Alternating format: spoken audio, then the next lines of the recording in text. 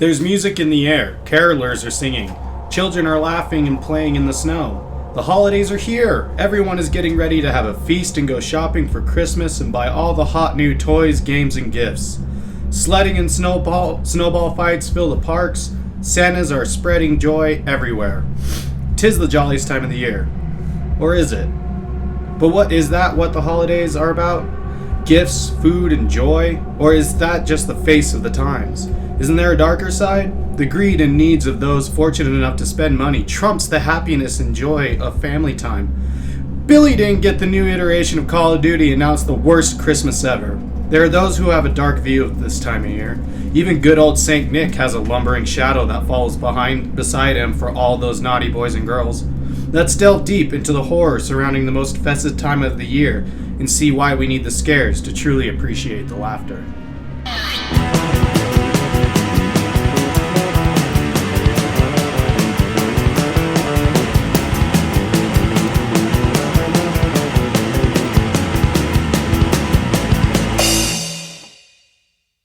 And welcome back, everyone, to the Punk Rock Horror Podcast. I'm Matt. I'm Cody. And today we're reminding you that Blizzard can go suck and choke on a giant bucket of severed dicks. Dude, not just fucking Blizzard, the NBA. Yeah, I mean, to be fair, it's not just pretty Blizzard. much everyone except for South Park. Well, the only reason I bring it up is because before we jump into everything that's happening in horror this week, obviously there's a lot of coverage on BlizzCon and Diablo 4 and Overwatch 2 coming out, and I don't want to talk any more about it until besides that, because honestly, as cool as that may be, I still am I'm still disowning that company until they come out and actually do a legit apology. Which, just for the record, they did come out and do an apology, but it was the shittiest apology they could have done. At the time that I saw it, I think it was like 1,002 likes, and it was against over 4,000 dislikes already on YouTube at the time, so it's probably more now. But yeah, it's just such a, they didn't address anything. They're not reinstating the players, and I get it.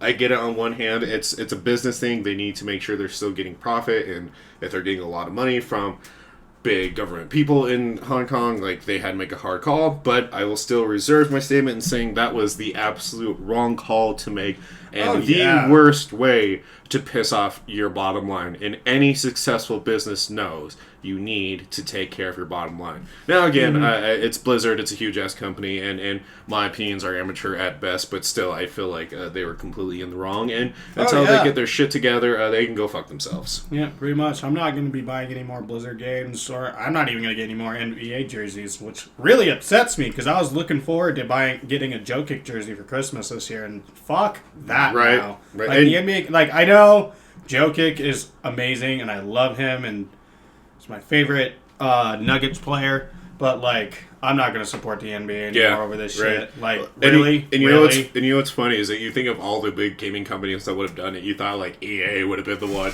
I know of gaming companies, EA shit. I'd even say Bethesda at this point, because they're just shit in the bed everywhere. Instead, no. Hey, pay $60 and then you have to pay $100 a year to keep playing your game. Which Blizzard is already kind of in a weird level. They're having a lot of fans already get annoyed with them, as is with Diablo Immortals being announced last year, and their reaction to that.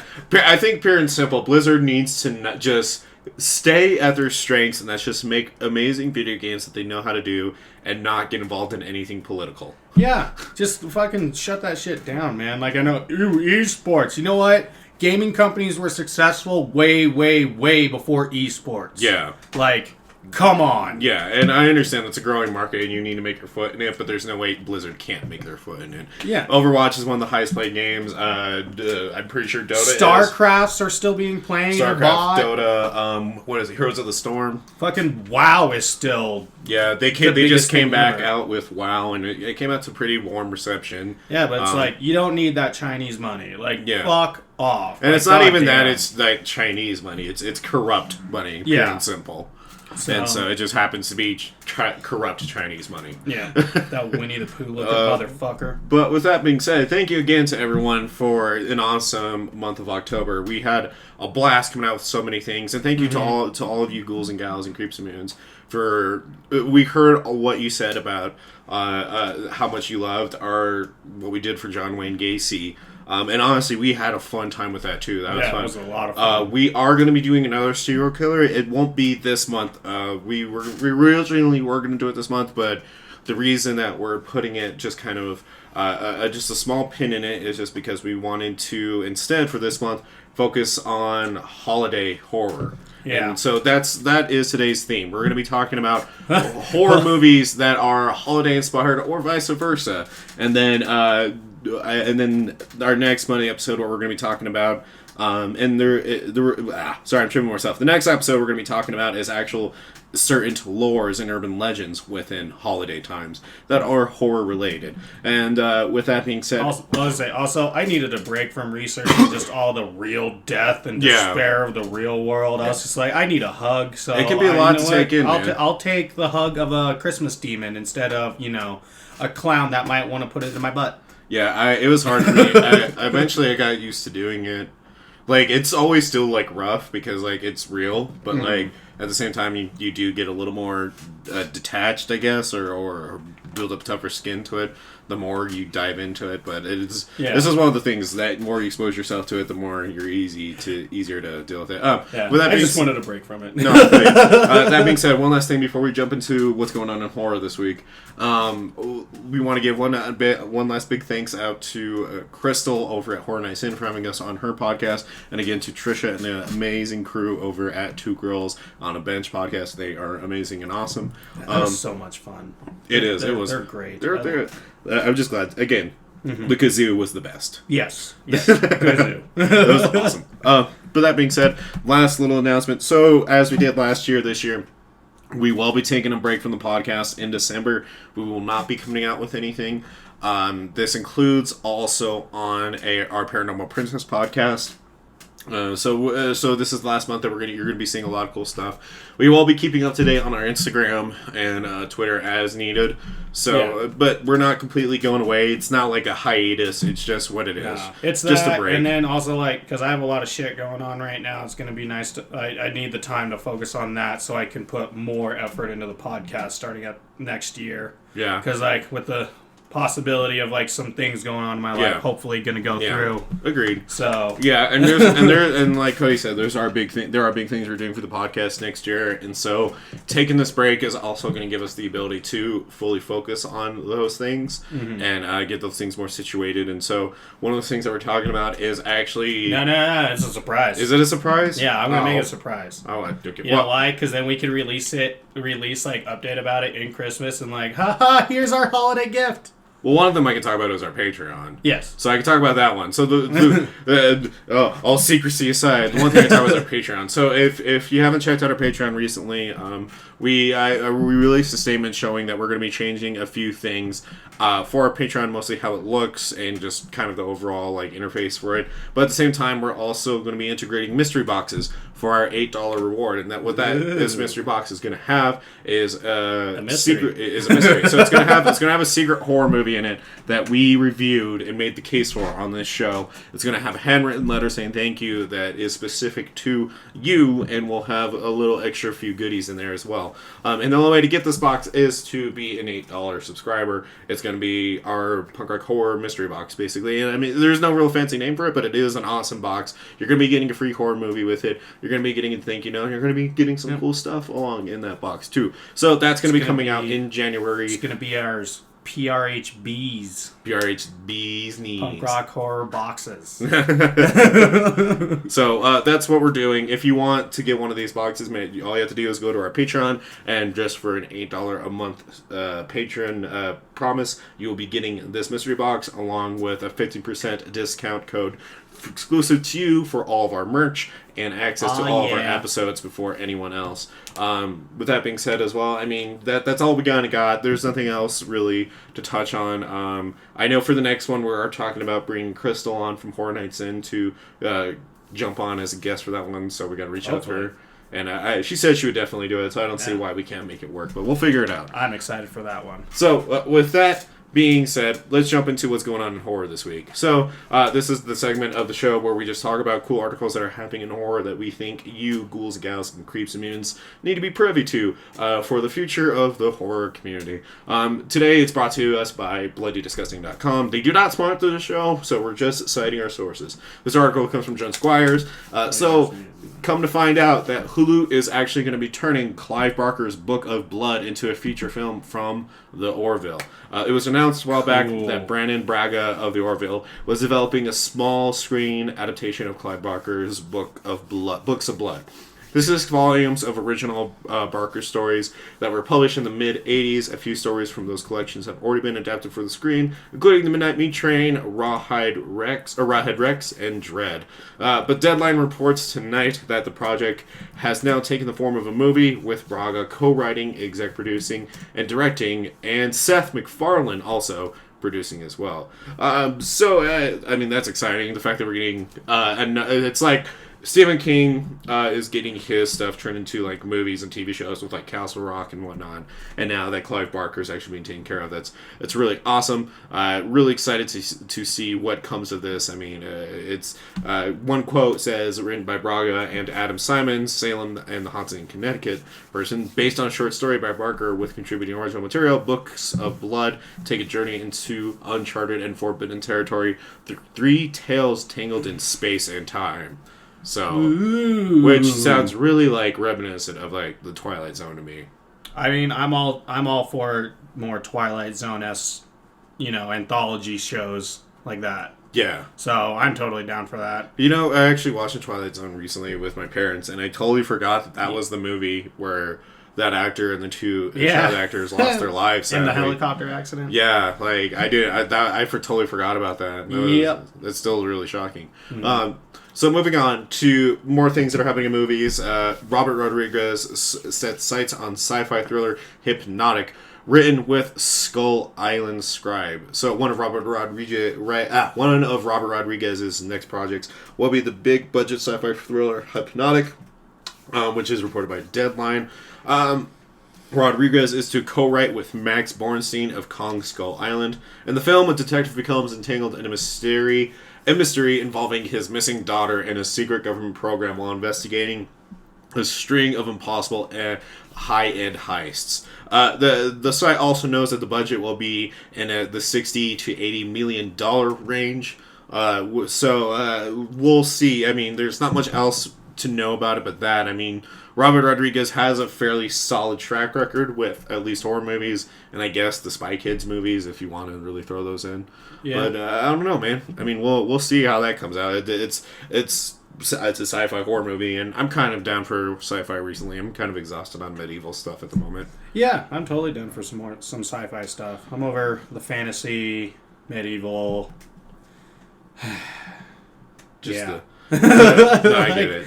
It's just, I'm excited about The Lord of the Rings coming out, but just after fucking Game of Thrones kind of shit the bed with the ending, and then just all the big games that were coming out were all medieval style shit. I'm just super excited for fantasy, more sci-fi. Yeah, because I'm excited, especially with the Outer Worlds that just came out. I really want to get that game. Yeah, I'm not gonna lie, it's the first time I've actually been kind of interested in a Fallout-esque game. It's it's more in depth, but it's basically New Vegas in space. Yeah, that's kind of like the synopsis, but there's way more to it. That's just a sugar coat, small comparison. Yeah, I don't know. If I ever get the chance, I'll definitely give it a shot. I'm going to do. Garrett's told me a lot about it, and it sounds fucking great. Sweet. Mm-hmm. So, speaking of sci-fi and whatnot, for anybody who happens to be in Japan anytime soon, or in the future, I would say,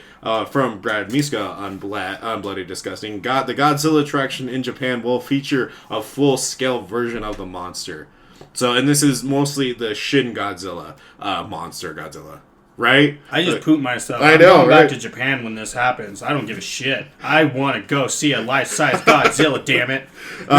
First reported by Niji Ginomura, an English language article on Kyoto News, explains that the Godzilla Interception Operation Awaji attraction in the Nijin no Mori theme park on Awaji Island in the Hyogo prefecture is based on the 2016 film Shin Godzilla, in which humans try to stop the creature after it crawls out of Tokyo Bay. Says the site, it will be the world's first attraction to have a permanent full-scale version of the monster, according to Keiji Oda, Chief Godzilla Officer of Toho Company, which owns the copyrighted Godzilla. The attraction will have huge presence and tremendous impact. Oda said the newcomer, which will be about 20 meters high and 25 meters wide and 55 meters long. Yes! Also noted saying visitors playing the role of researchers will be able to use pulleys to enter Godzilla's partially buried body via the mouth and tackle various missions, including trying to destroy its cells in shooting games. Yes! And thus cementing that Japan has the best, way better attractions than we do. Shit. Yeah, fuck Marvel World. I want to go fucking fight Godzilla. Let's go inside Godzilla to fight Godzilla. Yeah. That is exciting. We're going to Japan. I know. I originally I do, and this is going to be, I think this is what would be considered one of those like weeaboo reasons to want to go, but I really want to go just to try the ramen there. I don't give a shit. I'll be a fucking weeb. I'll own that shit. I want to know what actual like homemade Japanese ramen tastes like. It's delicious. That's what I hear. It is delicious. I want to try it, man. It is. When we go, I'm gonna take you to Yoshinoya to get the beef bowls. Oh yeah. Oh my god, best thing ever. Tokyo Joe's can suck my asshole over that shit. Tokyo Joe's is a Taco Bell of Japanese food, basically. I miss it. I miss it so much. Other things that are happening on was reported by Mike Wilson. I'm bloody disgusting. The Outlast devs are teaming another upcoming project.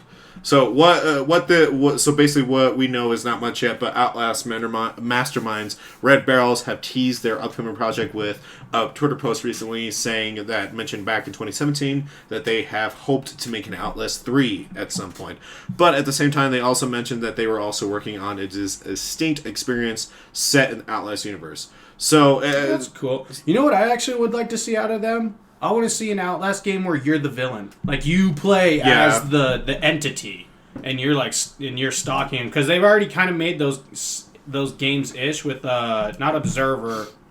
Actually, it might be called Observer. I don't know, but it's the one where you play as basically HAL 9000, and you're trying to help the one single girl in there, like, survive. But it kind of turned, like, I think the twist is, like, you are HAL 9000, so you're, like... Because your memory gets wiped and stuff like that of it too, but you're a computer, and then you end up finding out, I think, that you're the killer. Oh, okay. So, like, I would love to see something like that in Outlast, just because, like, I don't know, I think that would be a cool take on it. What I would like to see, and I know this is really far off shot, but I think it would be really cool, is if they included a mode that was Left 4 Dead-esque, where you could team up with heroes from the previous installments, along with one or two new heroes, and actually go through like a set amount of levels and kill Outlast creatures. Oh, no. I know that's like really different from what the Outlast series is, but I think that's really stretching it, mostly because like your hero's already dead. What do you mean? I never played Outlast 2. Your characters die at the end of Outlast. Oh, okay. Well, like you die at the end of the first one. Well, that's what I'm saying. And like then it has Whistleblower, which is God, I poop myself. Well, that's what I'm saying. As a mode, that would be really cool. Like, just that'd be kind of cool. Like, I know, like it's a far off example, but like Call of Duty with how they have the zombies, like maybe something like that would be cool. Yeah, I could kind of see it. It would be a nice fresh take, seeing as how like most of the enemies in the Outlast games are humans or mental patients and stuff. I guess that'd be kind of cool to have like that style. Yeah, even if it wasn't like the heroes, and if it was just like mental patients that were trying to survive. Yeah. Or it could be like you're the strike team that comes in to save the hero at the end of the first first Outlast, and so you're fighting the ghosts and that. Okay, that would be cool. That'd be kind of cool. I'm not saying change the mainline game completely. I'm just saying maybe an additional mode like that would be a cool taste breaker. Or that could be easily a really cheap $20 spin-off that they could test the waters with. Right. You know? Yeah, I know that's far off, but I doubt that's ever going to happen. No.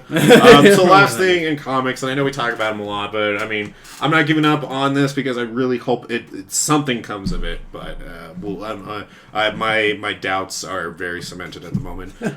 So Todd McFarlane says more things about Spawn because of Joker's success, as brought to us by Brad Miska of Bloody Disgusting. Comic book and action figure titan Todd McFarlane continues to talk about his forthcoming live-action adaptation of Spawn, which he insists on writing and directing with a large budget, which we're all aware of that, so just kind of catching one up.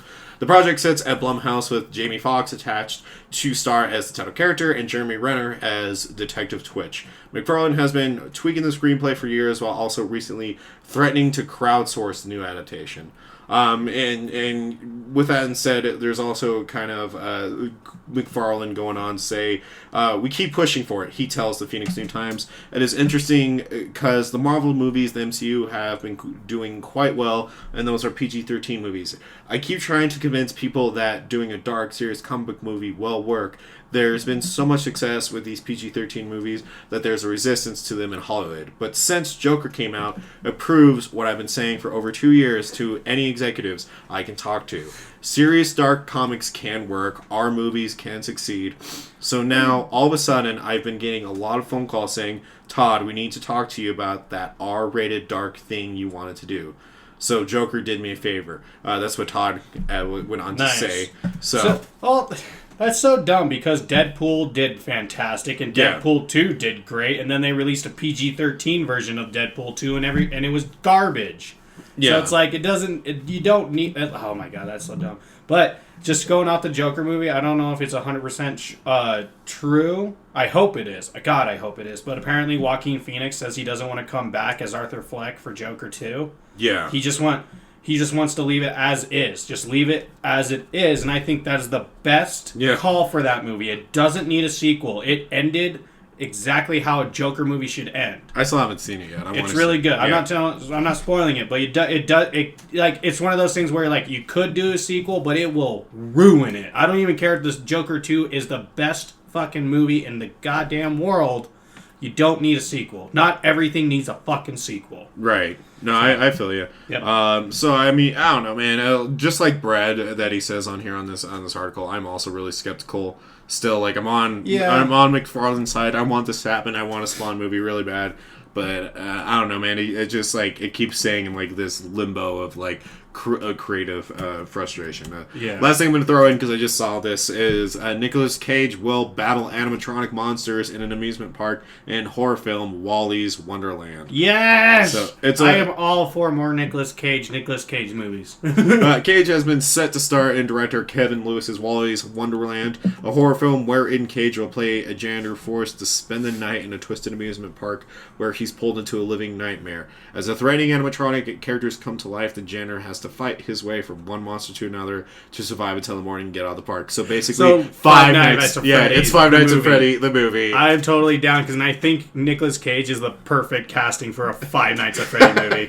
Oh, I'm so excited. All I know is if this movie does well, they cannot come out with a Five Nights at FNAF movie and expect it to be anything different. I know. I mean, it's. Well, we'll see. I just gotta laugh because they're probably gonna like, even though it says it's like Wally's World or whatever. Once like when the actual trailer comes out, it's gonna be FNAF World. Yeah, FNAF World. Man, like I still think it's funny that the creator of Five Nights at Freddy originally tried to make games for like Christian game companies. Yeah, I believe it was, and like his designs were too terrifying, so they said no to him. So he's like, okay, I guess I'll make a horror game. Yeah, basically. So that's pretty funny. All right, well, that's basically what's going on in horror. What do you think about all these articles, Ghouls, Guys, Creeps, and Ins? Are you wanting another Spawn movie? Are you losing interest in it? Are you excited to see Nicolas Cage fight animatronic beasts of all kinds?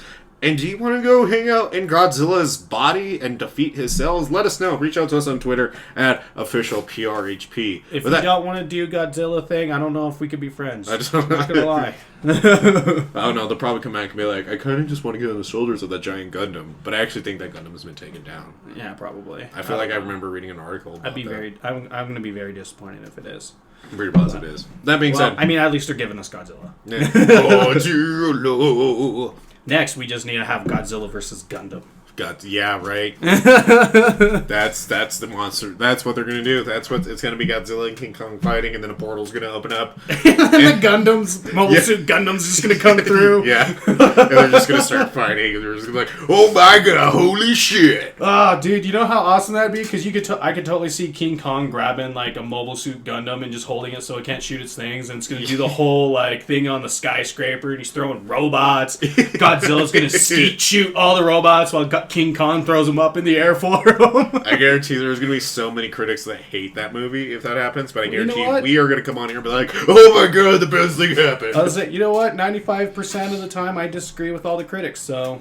Which is funny, because, like, aren't we, at this point, considered critics? I guess. But I don't know. I still don't consider myself a journalist. I mean, I would say if we are considered critics and journalists, I would say we're the most down-to-earth ones. And that's how I'm going to keep to it. That's my story, and I'm sticking to it, just Me like too. the Virgin Mary. Because any critic that says, I didn't like the new Godzilla movie because there's too much monster fighting and not enough human interaction, they can suck my taint. Right? Like, everybody complained that there was too much human interaction in the last one. Yeah, there was not enough monster fighting. And they're like, here's the monster fights. And it's like, so you made a good Godzilla movie. Right. Right. All right, well, let's jump into today's meat. So, again, we were talking about holiday movies that are horror-themed, or horror movies that are set in a holiday setting. So, to specify this, we're talking mainly about Thanksgiving and Christmas for the most part. Yeah, because, like, don't get us wrong. During my research, I did find a lot of horror movies that are around other holidays. I mean, Leprechauns around St. Patrick's Day. Happy Death Day is considered one because it's about a birthday. Then there's, of course, Father's Day and Mother... I don't know if there's a Mother's Day one. There probably is. There's literally one called Mother's Day. Oh, well. But, you know, and also technically, like, by technicality, any Halloween movie could be considered a holiday movie. Yeah. Oh, yeah. But without ruffling any feathers, I'm just saying, by technicality, saying. All I know is I really want to see other holidays around the Christmas time, like horror movies that do other holidays. Even Valentine's Day. Just No, I'm like ones that are based around, the festive times, Yuletide times. What, are you telling me Valentine's isn't a festive time for people? No, God, no. Fuck St. Valentine. But like more, I would like to see, a horror movie that goes along the lines of like, Hanukkah or Kwanzaa, right. Like, I know, There are. There is, what was it? It was the one that, I remember it now, because I think it was Javier Bardem was it Javier? No, it wasn't Javier Bardem. It was the guy who plays Negan. I can't think of his name. Oh my god, I can't forget his name. Anyway, it doesn't matter. Yeah. Go ahead and keep saying what you're saying. I was just quick. I just would like to see more horror movies in the mainstream that go along those lines. Just because it would be cool. It'd be really cool to get another perspective on those kind of things. And I'm sure there are. Like I said, I bet there are, but I haven't seen any. So during my a lot of my research and everything, it was mostly Christmas, But I found some really cool, interesting facts. So, going into my research, which I have to give credit to, most of my research comes out of an article off of the Hollywood Reporter. It was written by Richard Newby on December 21st, 2018. The article is called "The Strange Appeal of Christmas Horror." If you want to go read that article yourselves, and so. Getting me to things, like horror in Christmas and holidays seems like it's been a newer concept thanks to the birth of film, but it actually has been around for centuries. I mean, ghost stories have been so they're just so intertwined with just English lore and English tales. It mostly the English stuff, and but I know there's a lot all over the country. It's just like I said, this one was mostly into the English stuff, and I'm mostly talking about horror movies and tales. So, like Shakespeare, it can go as far back as Shakespeare's play *The Winter's Tale*, which came out, which he debuted in 1623. It is the oldest known holiday tales using ghosts. And then, for those a little bit more recent, Charles Dickens' *A Christmas Carol*, which came out in 1843. There's the Ghost of Yet to Come in that, about where it shows Scrooge's death and how lonely he'll be once he dies because no one likes him because he's such a terrible person. Sorry, I figured out the movie if you ever want me to tell you it. Sure, what's the movie? It was The Possession, and it's Jeffrey Dean Morgan. Oh, that's not Hanukkah. No, I know. I was saying more that's set in a Jewish setting. I meant I want to see a horror movie around Hanukkah. No. I mean, since everybody's coming around. Because I did The Unborn, which was about a Jewish demon. Yeah. When I did it on here. I just wanted to get that right. Because I was like, I know it's not Javier Bardem. I thought about doing The Possession one time. Maybe we will. I have mixed feelings about it, but whatever. But anyway, I know they could have been. I think they should have delved more into the history of it. Anyways, that'll be for a whole nother time. We're talking about Christmas mostly Christmas. Yeah, for the most part. And so just because, like you said, there isn't really a lot of Hanukkah horror. No, there's no Hanukkah, Kwanzaa. I really want to see a Robonica. I'm gonna look and see if there's any for all our Futurama nerds. Robonica. That's right. I totally forgot about that. I totally forgot that was a thing they did. That's hilarious. Oh my god, dude! There actually is a Hanukkah horror movie. Really? It's called Hanukkah the movie. Fucking course it is. There's Hanukkah 2018, a Jewish horror movie. Oh. There's one actually slated for 2020. I'm gonna have to see it. So there you go. But yeah, and so going back to the where was I? All right, cool. So the reason why back then there wasn't a whole lot of like horror movies, but they had a lot of ghosts and stuff like that put into their stories and the movies and stuff like that is because one of the biggest points is like because back then, for all these tales and stuff like that, Christmas was more about family. It wasn't about the gifts and all that kind of stuff. It was all about spending time with your family, having a good Christmas feast with your family and friends. And so the reason why they were having these ghosts and showing all these like horrible things and horrific things to these people in these jolly movies is because Christmas mirth needs to have the misery to be appreciated. That was kind of their point. So like in A Christmas Carol, the ghost had to put Scrooge through all this show him all these horrific things of his life and all these horrors that he did to prove that he needs to be merry and be more happy and nicer to all those around him, so he won't die alone, because no one wants to die alone. Right. Like it's kind of like this one of the big things about it. And so, and then when you think about it too, with all our favorite traditional Christmas movies, there are a lot of horror elements in them. Home Alone, there's the creepy neighbor and the wet bandits breaking into their house when it's a child. He's like 6, 7, 8 in the movie, 10 in the first one. Yeah, there's bandits breaking into his house and they're gonna kill him they even threaten to kill him at some point. Like, isn't that horrific? Yeah, it's like a funny movie. Well, and also, I gotta find the YouTuber, but there's a YouTuber who actually like went and said like what would really happen, like did videos on what would really happen if like he did any of those pranks in real life. Murder them. Yeah, murder them. And the reason I bring that up is because truly, like, it would talk about like the first Saw. Yeah, I mean, shit. Even in Home Alone 2, when Marv is getting electrocuted. Oh, yeah. That's a scary part. He turns into a skeleton and shit. I mean, now it's more comical because we get it and we're more desensitized to it. But, there's that. And then even A Christmas Story. It has the creepy mall Santa, like in his dream, where he's like, I want the BB gun. I forget what it's called. And he's like, you'll shoot your eye out, kid. And Santa fucking kicks him in the face. Yeah. Down a slide. That's horrific. More like Dick Santa. Yeah. And then one of the biggest and beloved Christmas stories, It's a Wonderful Life.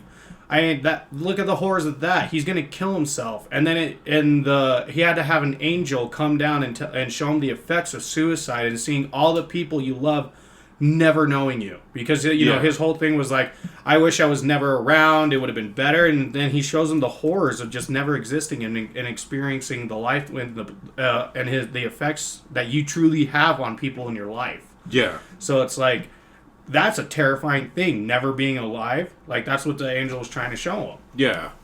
So so horror has just been delved into holiday stuff, whether you know it or not, which I think is great.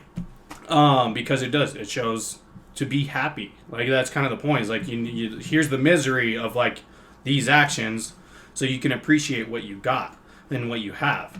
But true horror holiday movies didn't really come about until about the 70s. the one that takes credit for the very first horror movie to take place on Christmas is Who Slew Auntie Roo.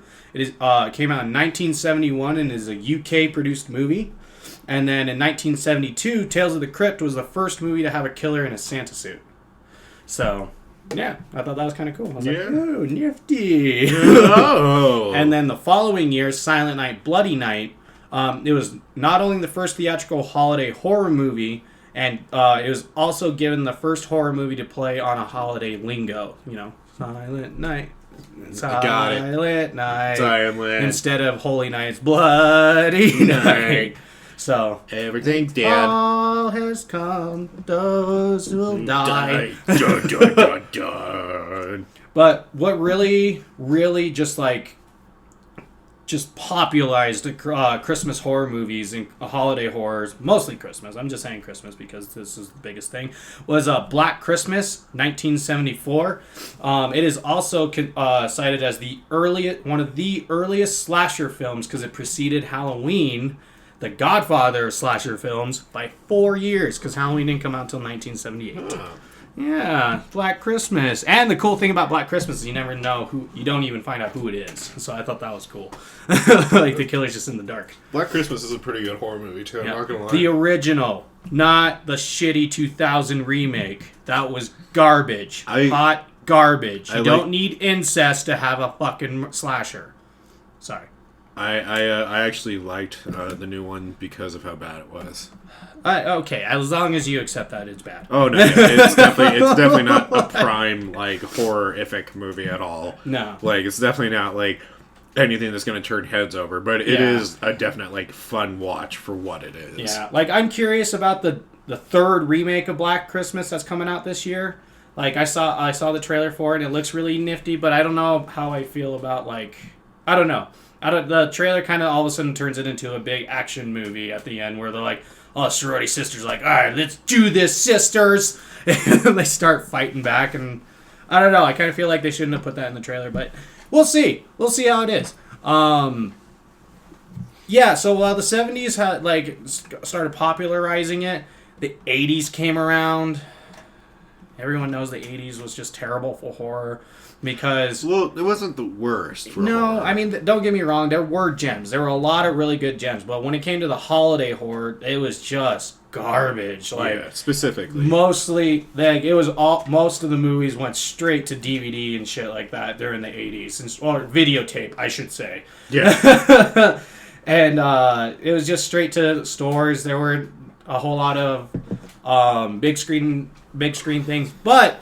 the 80s did give us Gremlins and Silent Night, Deadly Night that came out in 1984. Both of them did. And fun fact about Gremlins, and I thought this was great because it was a Christmas horror movie.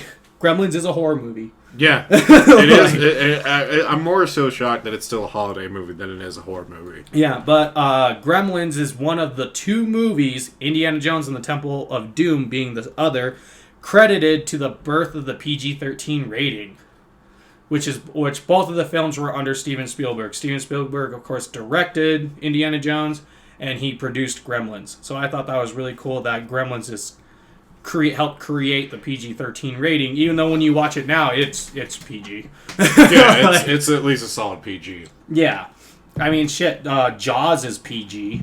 So, and there's blood and nudity in that. One could say that this is the beginning of the snowflake. Ooh. I do believe that is the beginning of the snowflake. Truly. Because, all the fucking, so when Gremlins was coming out, the horrific deaths of the Gremlins are why they were like, this isn't a PG movie. But it also wasn't gory enough because it was goo. There wasn't their blood. It wasn't blood, or there was no nudity, or a whole lot of... I don't think there's even a terrible amount of cussing in Gremlins. So it wasn't bad, mature enough to get an R rating. Right. And so Steven Spielberg was just like, okay, we need something that kids can't go see, but the ones that are teenagers can go see, but can't go to our movies. He's like, we need that middle ground. So Steven Spielberg pretty much fought tooth and nail to get the PG-13 rating. He said it was one of the most annoying things in his goddamn career. But he did it, and so we got Gremlins, and now we can have all of our Marvel movies. God damn, I couldn't think of it. And Star Wars and shit like that. Now we can have like hardcore action and doesn't need all the gore and stuff like that. And because of the PG-13 rating, we get one of my favorite movies. You know, the first Insidious, which is PG-13, and we can have, and it makes creators be a little bit more creative in how they do their movies. Recently on Horror Everything on Facebook, somebody asked it was like a day before Halloween, I think, and they were like, "Hey, what should I watch tonight? The Insidious series or Sinister series?" I'm like, the Insidious series. Yeah. No one needs to sit through Sinister 2. No. That was a bad movie. I don't care. I don't give a shit what you can make for that movie. That movie is a bad movie. I have far more cons of that movie than I do pros, and I guarantee you that was a shit sequel. Mm-hmm. I'm really mad about it. My anger for Sinister 2 is very similar to your anger for Happy Death Day. Fair enough. Like that, where like it's very similar in just how awful it was, and so it also makes me happy that recently on Walk Culture they're just like, yeah, the fucking Happy Death Day 2 has a shitty ending. I'm like, yeah, we fucking called this shit. Yeah, and I also watched the killer reveals or whatever. You watched it like last night. Oh, and I watched a different one where they shit all over Sinister for just ruining the ending. The first one or the second one? First one. See, the first one I can let go. The ending, it's whatever. I can give it a very, like, this reminds me of Tales from the Crypt type horror ending. Whatever, it's fine. Yeah. The whole ride for Sinister 2 is a whole shit. Like, the biggest thing that, like, one of the biggest, like, red flags for that whole movie is, like, when there's a ghost kid, one of the ghost kids that's haunting the house, like, goes out to the kid who's seeing the ghost. Yeah. And he's just like, this is how I remember it, and it's very similar to the movie, where it's just like, hey, wake up, and the kid's just like, no. Come on, get up. No! So basically... And then, no, literally what happens is he says it one more time, he's like, come on, get up, and then the kid goes, okay. So basically how we have to try and get Audrey or Aaron to do anything. You need to do this. No, do it. No, do it. And I'm just like, how is this supposed to be fucking creepy at all? The kid's just like, fine, I guess I'll go murder my parents. like Sister 2 was a fucking shit show, dude. Like, I don't give a shit what anyone says. Like, that is one of the few times I will stand by myself and say, like, that movie's a shit movie. And even though I did just kind of say, like, Black Christmas 2, the Black Christmas remake was fucking phenomenal. Not phenomenal. The first one was phenomenal, but the remake was enjoyable for as it is. I'm still admitting that it's a shit movie. So if you like Sinister 2, I will encourage you to also admit that it's still a shit movie. Yeah. Nonetheless. Anyways, sorry. Yeah, anyways. You got me started with Sinister. Oh, no, go ahead. It's fine. Someone else needs to rant about a terrible movie besides me going over and over and over again about Captain Marvel and fucking Happy Death Day. It's actually been a minute for Captain Marvel. I've been really trying to keep that down because we don't need to hear it 80,000 more times. Yep, we know. We can let it go. So there's a new one. Sinister 2, sucks dick. Yeah!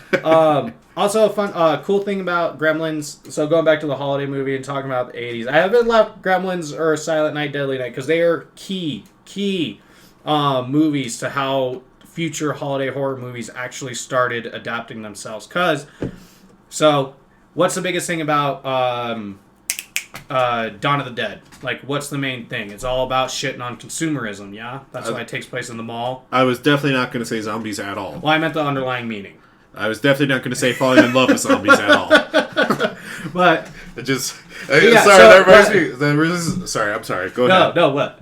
Oh, there was this video of this dude who's just like, why gays can't be in a movie, and it's a gay guy who's like going into his apartment, and so like there's this creepy dude who's just like in the back of the hallway, just staring him down, and so the guy locks eyes with the monster, and he starts like shaking him out, and he's just like, who me? And so like he's like, yeah, come in. It was a really funny movie. That's pretty good. Alright, that's pretty good. I thought it was gonna be like a real thing about it. I was like, no. It was supposed to be like, because like it was supposed to be like a dom taking a bottom. Yeah, like it was a dom recognizing a bottom. And so it was just like really funny. Because if it was a serious thing, I was like, It Chapter 2. Yeah, right. No, yeah, for sure. But yeah, so. Going back to what I was trying to say, so the first Dawn of the Dead was actually an allegory for consumerism. Consumerism and everything. Yeah. Gremlins actually, the actual gremlins of the movie are an allegory for American consumers driven by our unchecked greed and insatiable appetites. During the holiday season. Especially during the holiday season. I mean, think of it, fucking Black Friday. Like, people have died and gone to hospitals all because everyone wanted to get that game $10 off, or those clothes. You know, these TVs for these super cheap, and they're... Which, on the Punk Rocker Podcast, we're going to tell you, instead of going to Black Friday, go see Plasma Canvas on November 29th at, what was it? Oh, God, I got to look it up. Sorry. Yeah. But either way, go see Plasma Canvas. I'll find the location again. Mm-hmm. So, yeah, you should do that instead of doing Black Friday. Go see a show. Have fun with your family Go and support friends. the scene, Go support yo. this great, fantastic indie band and have fun instead of, like... Or just stay inside and sleep. Or hang out with your family because, you know, it's Thanksgiving, which you should be hanging out with your family anyways instead of just chilling out at a fucking store. Like, if you really want to go to Black Friday, go the next day when they're still doing those deals. Because, like, the biggest misconception about Black Friday is that there's only one night of deals, and that's just not true. No, they will have prior weekend deals and then deals throughout the rest of the month. Yeah, and then there's Cyber Monday. Like, you didn't get that TV for $100. Cyber Monday is Monday. the shit. That is how I was able to actually get my 50-inch. I think it is was because of Cyber Monday because I was following the deal for the TVs, and it was like half the. I think this TV was like normally like $600 or $800, and we got it for like $200 something. Yeah, but so there you go. Like, and I didn't have to go anywhere. Nope, you got to stay and hang out with your family. So there's all and those it's kind of Hody's things. half note. It's Hody's half note for I was Plasma Canvas. I was like, I know it's gonna be Hody's or God damn it, the big one. Never mind. Either way, the Aggie. Yeah, it got Aggie. changed from the Aggie to Hody's. Cool. So it's going to be a Hody's right. half note, Plasma Canvas with copper teeth, cheap perfume, and the ghoulies. Go check them out. Oh, and the Sickly Hex. Sorry. Yep.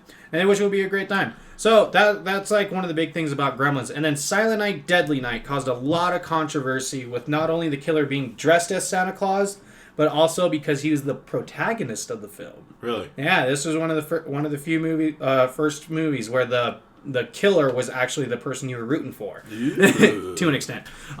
Because even though it is a terrible and uber campy movie, I mean, I love it. I'm not shitting on Silent Night, Deadly Night. I think it's a fantastic movie because I have fun. It is extremely important to Christmas canon, and especially Christmas horror canon. Yeah. And so it like had the other parts of the controversy is that it had psychosexual themes because the protagonist was virgin, fighting his sinful urges and cleansing the world of all the sinful inhabitants. I mean, he was killing people, you know, killing them sexy teens and stuff like that, and also just killing people who were like obsessed with the greed and everything surrounding the holiday. Yeah, you don't really see that many killers. Like, you think this would be a prime movie for like a killer to go like ape shit on like a retirement home, but yeah, I know, right? It's still teenagers. Which, to be fair, I guess teenagers are like. I guess if I was gonna be a slasher, I'd rather kill teenagers than homeless people because that'd be too easy. I feel. Well, it's also because I feel like a lot of them get most of the creative kills from the harder ones to find. Well, I mean, also teenagers are assholes.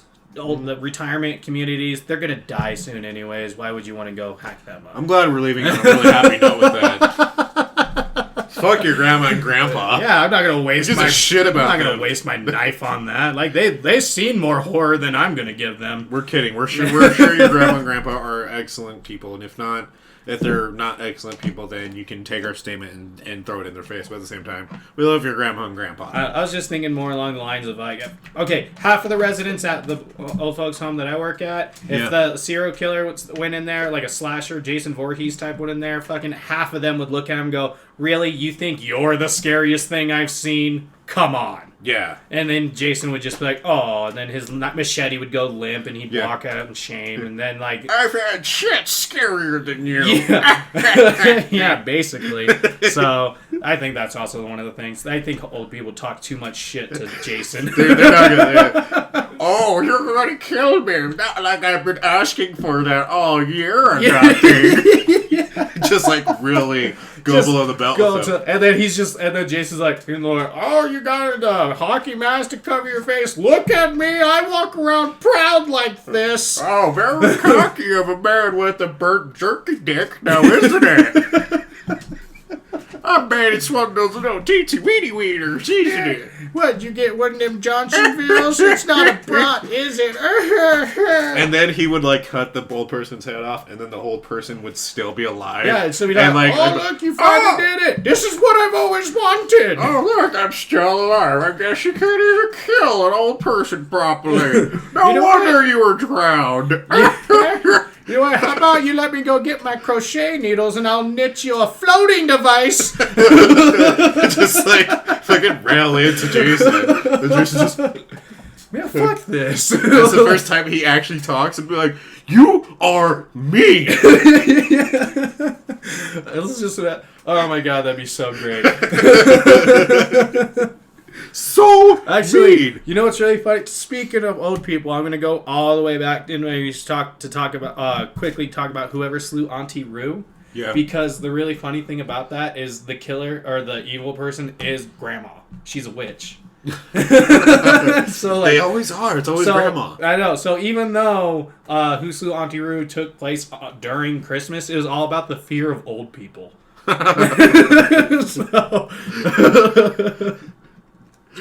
But yeah, so yeah, I mean that's like those are the big things, big moments for like holiday horror. I mean, of course, there's all kinds of great holiday horror and horror movies that take place. And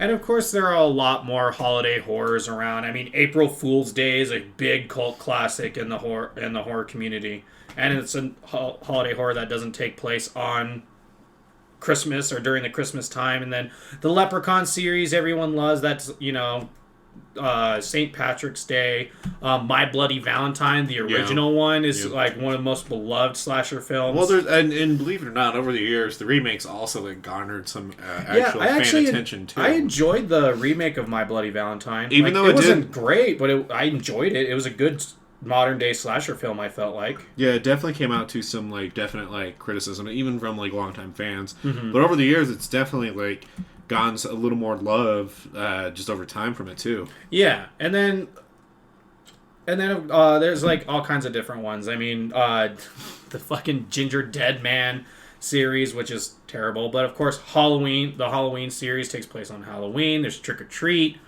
There was a remake of April Fool's Day.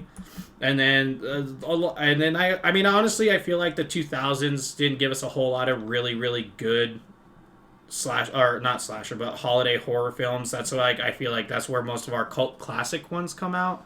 Because like in between 2000 and 2010, that's when like not Halloween 2. Never mind, that's the remake. Halloween 2. Rob Zombie's remake. Yeah. That came out and everyone like, I know a lot of people didn't like that one, but I really enjoyed it.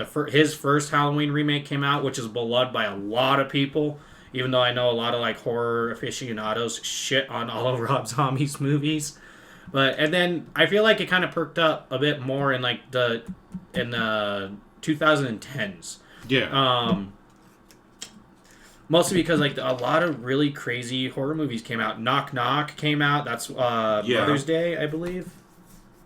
Which one's that? I forget which one. No, not Knock Knock. Yeah, it's another Anniversary. Sorry, it's all or Father's Day. That's one taken around Father's Day, with Keanu Reeves, and then of course, Krampus came out in 2015. I pooped myself. I cried during it because I was so fucking happy that there was a good Krampus movie.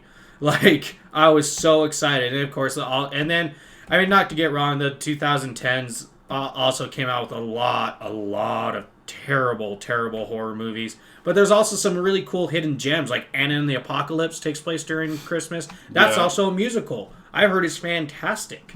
So I really want to see that. That came out in 2017. Better Watch Out. Came out. That's a really good take on Christmas. Yeah, a really good twist on it. For sure. And of course, the anthology film Holidayzed came out in 2016. With Seth Green in that one. Mm-hmm. And then, like, I feel like there's just a lot of really decent, like, horror movies came out during these times, and the holiday ones, and it's like, and they were all, like, underground. All Hallows Eve came out in 2013, and that gave birth to fucking one of our favorite slashers now. Yeah. Art the Clown. Terrifier. Yep, and which Terrifier then came out, and that's another one that takes place on Halloween. So yeah, there's all these films, but the biggest thing that I learned with researching about holiday horror movies, especially Christmas, is that Christmas horror movies are essential. This is this little paragraph that I wanted to put in, but Christmas movies and all holiday movies are essential to the horror genre. They shine a light on the disgusting consumerisms and unhealthy obsessions of the public and societal issues of shoving the almighty dollar down our throats for these holidays. That the only way to celebrate these holidays is to spend massive amounts of money on gifts and booze and sex, and that the only way for someone to love you is by buying their products. Yeah. That if you can't do that, you're a piece of shit. Holiday horror movies are a way for those who dislike the holiday season to escape the Yuletide greed, with Christmas time starting earlier and earlier every goddamn year. Yeah. These movies also help shine a light on these issues, and at times show that in the end, to have a happy Thanksgiving, Merry Christmas, and Happy New Year isn't through consumer greed, but through the love of family, friends, and even happiness within oneself. And also surviving the killer. Yeah, that too. But what all in all is because me and you both know the holiday we have plenty of friends who don't have families and stuff like that they can't go see during this time. And the Christmas time and the holiday season is supposed to be Yuletide, but it's also a very depressing time for people. Because there are people who can't do that. And I remember for years, I couldn't even get Christmas gifts for my friends and family. And you guys would get me get me cool gifts. And I felt terrible because I couldn't reciprocate. Yeah. You know, there were times once I got older, Christmas became my least favorite holiday for those reasons. Because I felt like I couldn't reciprocate. But then you guys would always say, it's okay. We understand you can't get us a gift, but it's the fact that we get to spend this holiday with you. And that's what these holidays should be about. New Year's Eve shouldn't be about going out partying, getting shit-faced, and kissing some random person and hopefully going to bed with them. It should be about bringing in a new year with your friends and family and having fun. Thanksgiving shouldn't be about fucking getting ready to go Black Friday shopping. It should be about having great food with families, friends, and having fun with that. And Christmas should be waking up the next morning, not just because you're excited to get these gifts, but because you're happy to actually have one day of the year where you make for your families, for most people who aren't in the service industry. Well, and I also, to an extent, I also understand the enjoyment of getting gifts for someone. I'm not saying don't do that. But I was going to say, one thing that we do to try to, do a little differently about it is we'll go to the mall and we'll buy, we'll at least try to buy one gift for either person. So, I'll try to buy a gift for Lauren and Aaron. And then Lauren will try to buy a gift for me and Aaron. Yeah. And obviously Aaron can't buy us gifts, but she is the gift. But you just have her write something on there. Yeah. But she is the gift. And so and just doing something like that is nice. Because I've kind of got to the point where it came with gift giving where there's gifts that I really do want, but I know they're expensive, so I've kind of made content with never getting one. For example, one is I've always wanted a Black Body D'Angelico guitar. I've always wanted one, and they're beautiful, and I've always wanted to have one, but they're extremely expensive, especially for the high end models.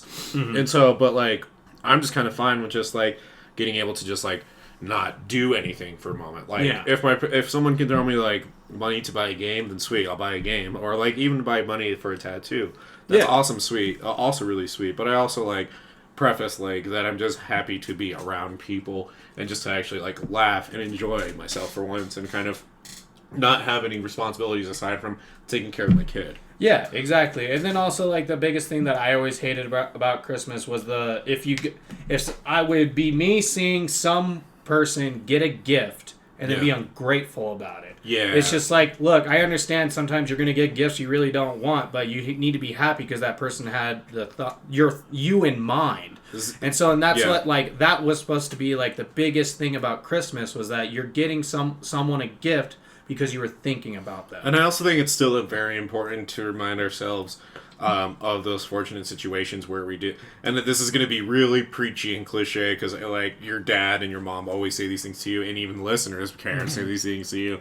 But it's getting a pack of fresh socks it should mean a lot more because I understand in the homeless for a lot of homeless people, clean socks are very hard to find, And so the fact that they can even get one, just for fresh socks. Oh, dude, I get so excited when my mom gets me new socks. Like, shit, man, they're always so warm and soft. I'm like, it's hugs on my feet. Now I can take the day on. Exactly. I like to wear those in my onesies, so I feel like I'm having an entire body hug. Yeah.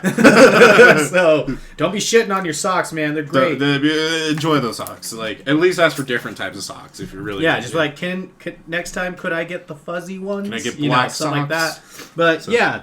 But I think when it comes to sorry. I was like, and so like that's like the biggest meaning for all of these horror movies, because like what people also forget about horror movies is that they're not there. They're there to give you scares, but they're also having the underlying meaning, because horror movies are the one medium that really delves deep into like the darkness of the human nature, right. And it's to show that, and especially in holiday ones, because they show like. They're there to like kind of like have you look in the mirror of like, this is how our society is. This is how these holidays what these holidays turned into. And in the end of all these holiday movies, especially the ones that have the happy endings or even the like ambiguous happy endings, in the end they show that like, be happy with yourself and with your family who you got. Well, and be happy with what you have and everything, and be happy that this is a time of year that you want to spend with these people and that they're there in your life. Right. Because there are those who don't have those things. Reach out to those friends that don't have people for these holidays. Like every year, I throw a Friendsgiving for my friends who are from out of state that can't go see their family for Thanksgiving. So I have a big thing where all my friends get together. Right. And I would also say, man, like every deep meaning aside too, like I think what's cool about horror holiday movies, and I know I give a lot of shit for Christmas stuff being put up too soon, especially in October, but to be fair, a lot of us are like that. Yeah. But I think what's really cool about holiday horror is that I do see a lot of, not that I never don't see it in any other subgenre of horror, but in holiday horror I do see a specific type of creativity with the type of horror movies. And I do feel like you get a better chance to learn about different cultural backgrounds with it. Like, example, The Possession, even though it's not a straight-up Hanukkah horror movie, it's set within a Jewish holiday monster of some sort. Yeah. The Dabook. And so, like, just the fact that they're even trying to, like, show that type of, like, there is this urban legend here as well is really cool. I mean, the same thing with, like, the La Llorona. It's not a holiday movie, but it's another ghost that we kind of got to. Yeah, I'm not saying it's a good movie in any way. I'm just saying, like, it's such a good. You literally just do the tale. Just do the tale of La Llorona, and it's going to be a fucking great horror movie. You don't need to modernize it. Make the tale. Not in the modern. Follow it. No. But there's just a lot of cool holiday horror, and I think, and we owe a lot more love to it than we give it. I mean, Gremlins is obviously the biggest one out of all this. I mean, everybody always thinks Die Hard, but all of us horror fans think of Gremlins for Christmas time. I mean, every year I watch Krampus every single year for Christmas. So something could be said about holiday horror movies, especially ones that are not the greatest, but have still made waves with the type of movie they are, thus being Krampus in this case. Mm-hmm. Yeah, and honestly, I would just want to spat out a couple like recommendations for Christmas horror movies that would be really good to watch. If you're looking for something a little campy, Silent Night, Deadly Night, so good. Krampus, that's just my own personal thing because I love that movie. The Krampus. More modern.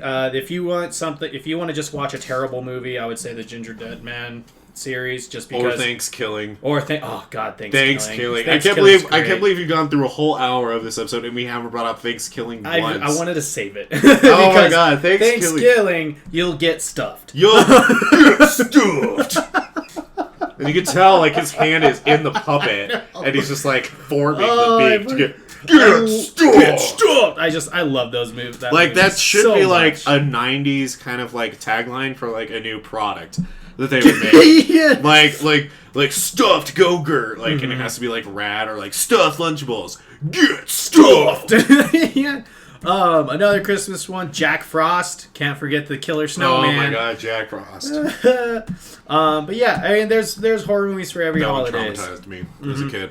Yeah, did it? Well, because I thought it was the Jack Frost with Michael Keaton. Oh yeah, I almost thought that too, but luckily my mom was like, "We're not watching that one." My parents went around to stop it at times, so I turned to it, and it was the scene where he's like choking the dude I think he like wraps like the scarf around him and then like shoves his nose through the person's eye. Yeah, and I saw that and I was like, This is the Jack Frost I know. This is me now. He's not playing a whimsical harmonica in any sort of way. And I don't know why I had like a weird like old man accent at that time when I was a kid. I mean, I remember you used to have one when you were in high school. I don't know why it's so mean.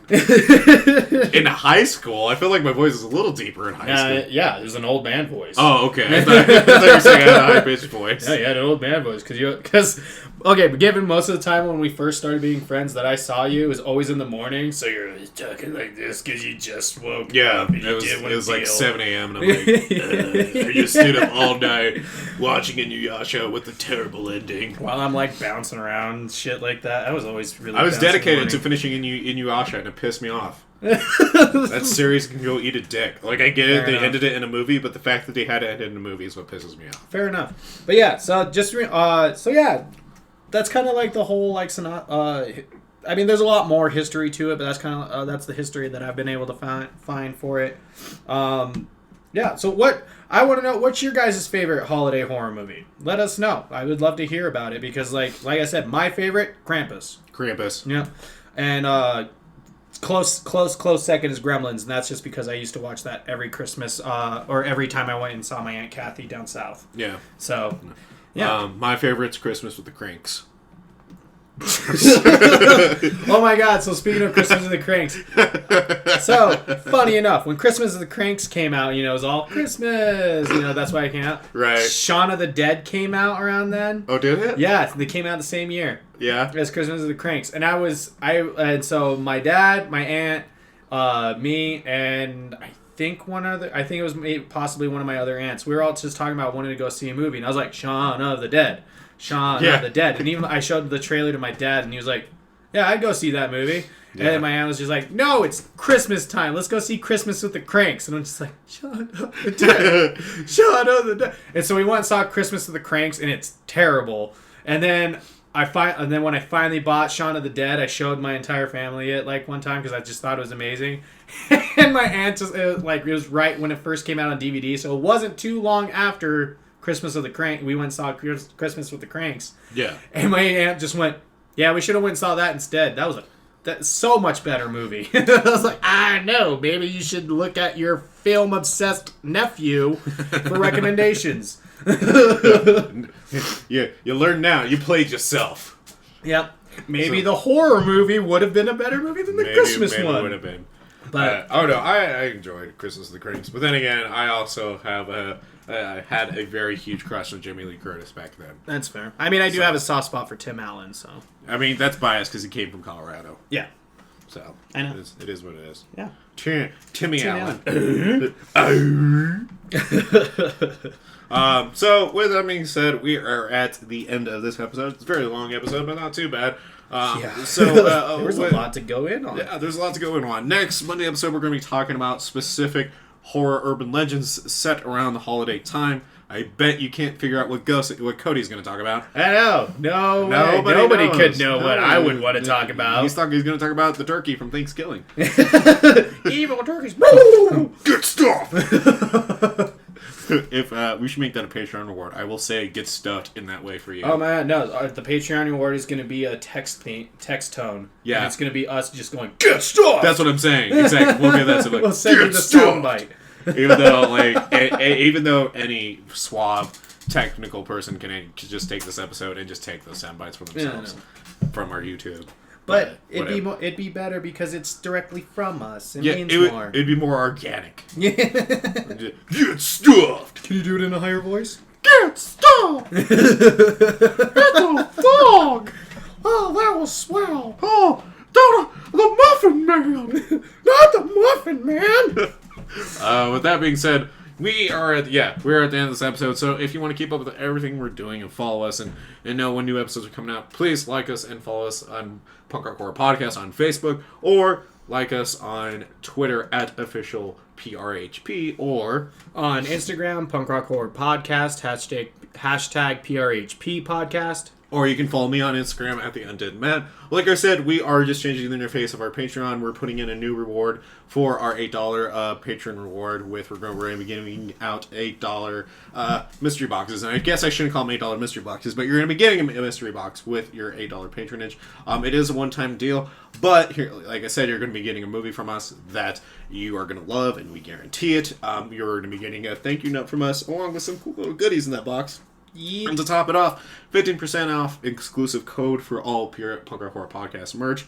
Which, speaking of, we're working on some brand new merch with Ether's Oath LLC. Ether's Oath is a brand new clothing company down here in Denver, Colorado. Started by Joe and Mackenzie, the two dynamic duo of the group, come out with gothic-inspired horror metal shirts for metal bands and for horror fans alike. Yeah, go check them out. Their stuff is fantastic. They are, a reason we decided to go with them is because they have proved that they are going to take care of our merch and really take care and give us some great art for our merch. And that's why we love Mackenzie and Joe, and that's why we love Ether's Oath. So make sure to follow Ether's Oath on Instagram and on Facebook, and stay tuned for their merch. It's coming out. Our drop for our merch will be coming out at the end of November. So sorry if you wanted to get one before like a Black Friday or Cyber deal. It will not be able to do that, but we might do a small deal. We have to figure things out, but just so you're aware, if you are a current $8 member or a new one, you will be getting a mystery box, so make sure you have your address. That being said, if you listen to us on iTunes, please give us a 5-star review and let us know what you think of the show. What do you like about it? What do you hate about it? We do read those, and we do take those into account when we change and do things for our show and when we organize new episodes.